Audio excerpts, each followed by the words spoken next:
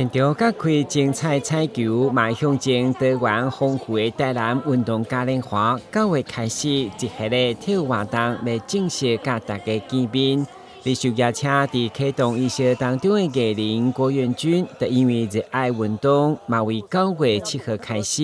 每礼拜6、礼拜至少8场17个项目的运动展演加主题活动来带见。运动嘉年华呢，最吸引我就是可以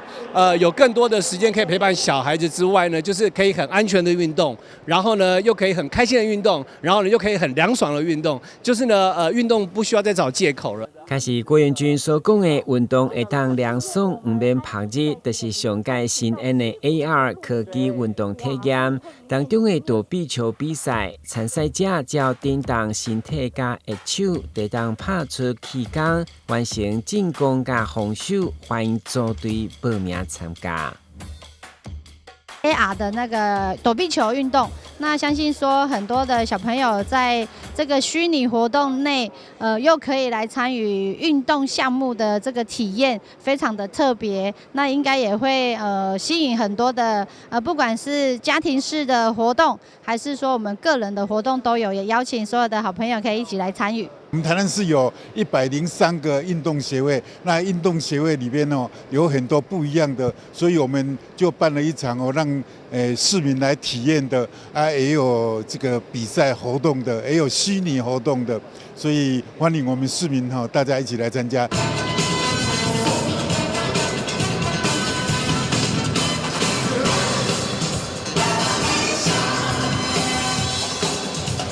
当然，你若参像跳街舞的体力甲自信，嘛欢迎全国朋友拢来台南报名参加9月29号所举办欧维莱亚街舞比赛。其中为特强调，台南运动嘉年华实体甲虚拟各项拢有，鼓励民众加运动，享受健康。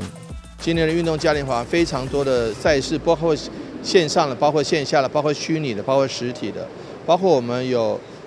台南400马拉松，也包括有这个虚拟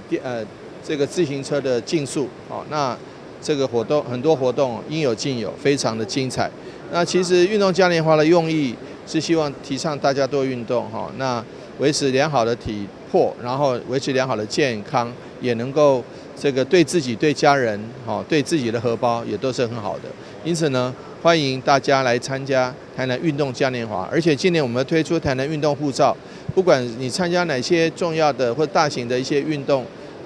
活动，都可以集点哦。集点中间我们还会有一些奖励办法，所以欢迎大家一起来2024台南运动嘉年华等你来哦。市府表示，嘉年华期间伫体育之星广场也有超大型的海洋气垫乐园，欢迎全国朋友组织台南动起来。台南新闻阮吉采访报道。